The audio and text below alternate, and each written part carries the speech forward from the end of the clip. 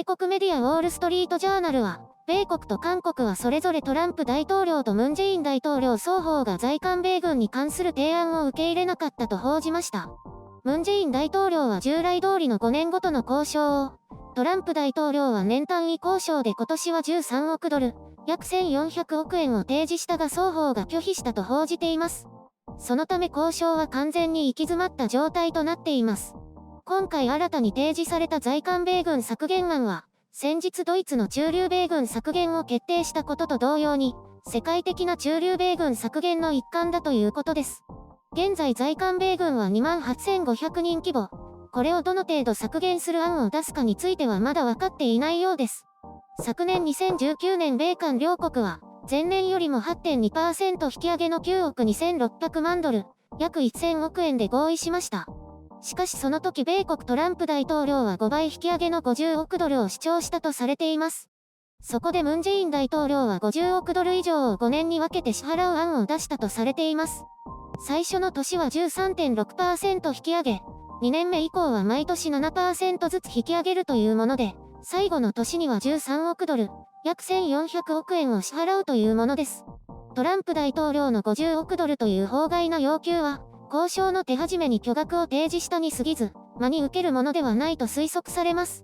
こうした巨額提示や韓国への高額提示は日本に対しても圧力をかける意味もあるとされていて、トランプ大統領の再選へのアピール材料という意味合いも強いと考えられています。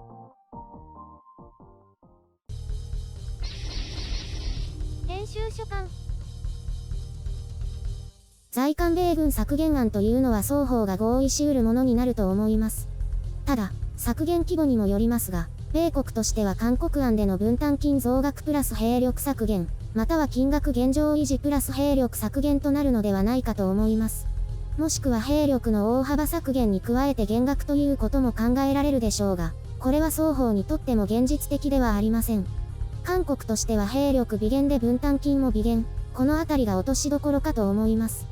現在韓国が絞り出した 13% 増の案をトランプ大統領が一蹴し、あくまで 50% 増を主張しているとされていますが、これにはトランプ大統領の数値的目標があるのだと思います。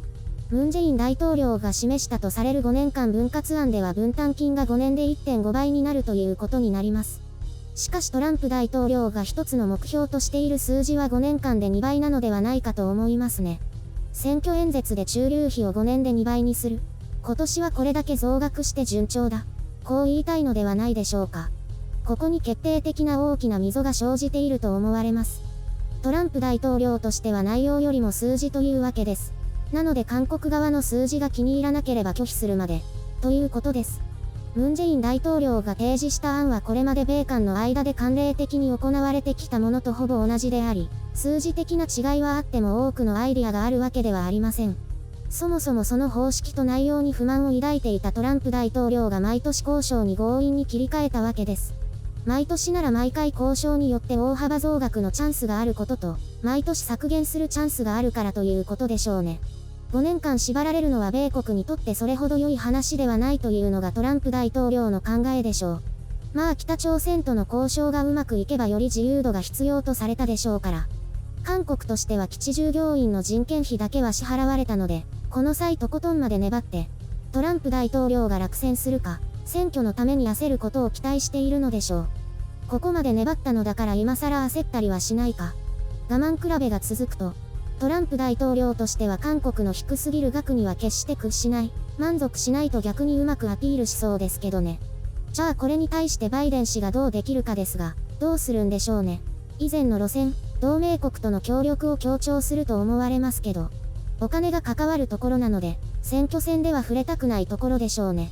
トランプ大統領は韓国にとどまらず、シリアやアフガニスタン、イラクの兵力削減も検討しています。日本も例外ではないですね。日本にも韓国と同様の交渉を持ちかけてくる可能性は高いです。毎年交渉、目標は5年間で2倍。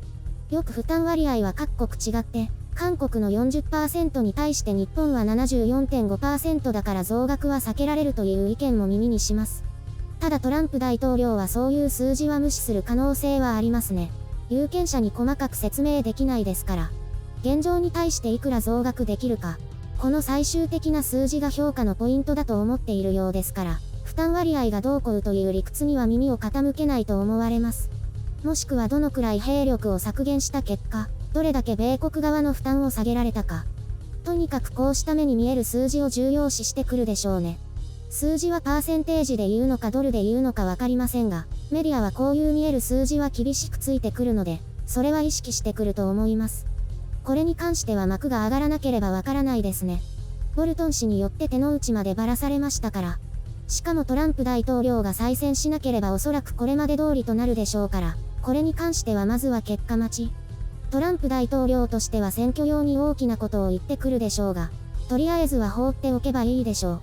対中国という側面を米軍ともどもどのように捉えているのかわかりませんが、南シナ海での増長を防ぐために、戦力や費用をどのように配分するかが注目されます。韓国の話に戻りますが、私は現在過剰な兵力だと思いますので、韓国政府が思い切って在韓米軍削減に舵を切り、分担金は現状維持ライン、これが現実的だと思います。バイデン氏が兵力削減を言い出さなければいいですけど、変更するのは面倒だからこれまで通りかな、あの人は。まあムンジェイン大統領が余計な提案をしたから、大統領が変わっても5年目に50億ドル以上になったりしそうだけど。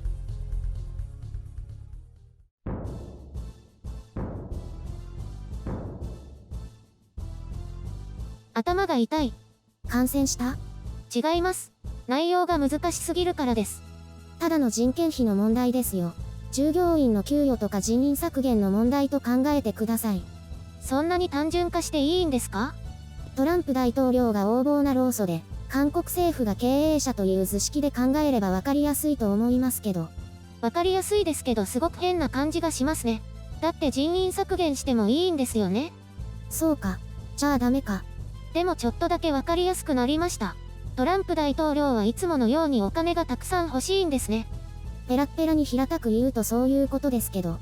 削減したら兵士たちはどこに行くんですか？母国に帰りますよ。それでも人件費ってかかりますよね。かえって負担増にならないんですか？駐留には人件費以外にもたくさんお金がかかりますからね。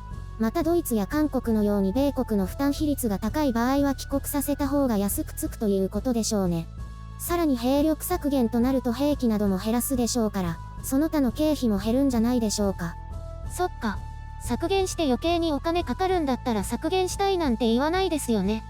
住居とか生活や海外手当とかもあるでしょうからね。私たちが思う以上に安くなるんですよ。基地の規模が減れば基地の従業員の人件費、日本の場合はこれがかなりの割合を占めているようですが、これも削減できますからね。韓国は削減反対なんですか？そうですね。ただ単純に考えると、兵器が次々と高度化して多くの人員が必要なくなっているのに、同じ規模で人員を確保し続ける必要はないと思うんですけどね。偵察機も無人化しましたし、次世代では戦闘機も爆撃機も地上兵器も無人化していくなんて話もありますから。韓国軍自体も若者が減って規模を縮小する代わりに兵器開発を進めていますからね。今は世界的にこういう流れになっていきますよ。じゃあなんで減らさないんですかね？変更するのが怖いからじゃない。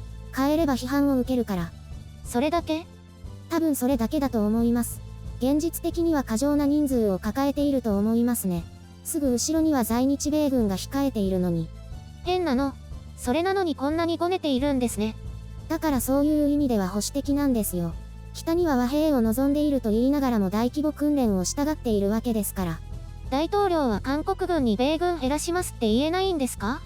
うまいこと言い訳されちゃってるんじゃないですかね。なんだかあまり頑張っていないように思えますね。韓国政府が。いや、実際はいろいろ大変なんだと思いますけどね。増額したらトランプ大統領は納得するんですかね？いずれにせよ米国の負担が減れば納得するわけですよ。ただそれだけです。増額できたら選挙に勝てますかね？それほど選挙に直接的な影響力があるとは思えないですけど、自分は交渉が得意でバイデン氏を何もできない人と叩く材料にでも使うんじゃないですか？そっちか。で、韓国はひたすら耐え忍ぶんですね。もうそれしかないでしょう。韓国政府は密かにトランプ大統領落選を願っていると思います。トランプ大統領に称賛された周辺国は再選を望んでいるでしょうけど。どこでしたっけ？日本、中国、北朝鮮、それにロシアもだと思う。韓国だけ違うんだ。そういうことです。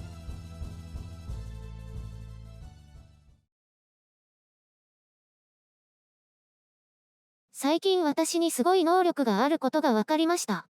らっきょうつける能力。それもですけど、それとは別です。らっきょうは多分能力いらないと思うけどね。いりますよ。レシピだけじゃないの？そうかも。そうじゃなくて、私、ドラマや映画を見抜く力があるんです。はあ、相当寝ぼけたこと言ってるってわかってる？私すごいですよ。あのさ、二人で何本か映画を見に行ったことあるけど、大体とんでもなくつまらなかったよね。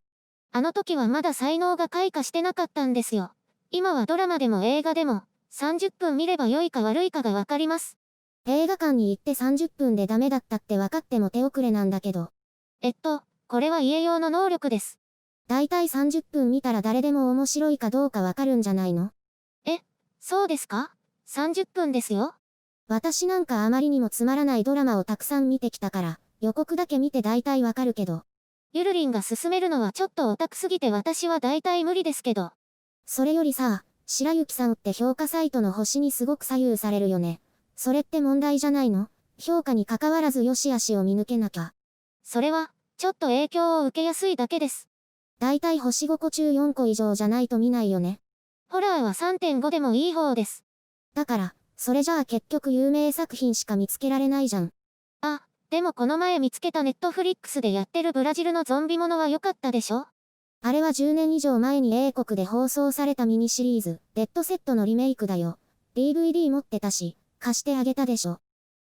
そうなんだ。通りで何か知ってる内容だと思った。デジャブじゃなかったんだ。結局大した能力はないってことで。しょぼん。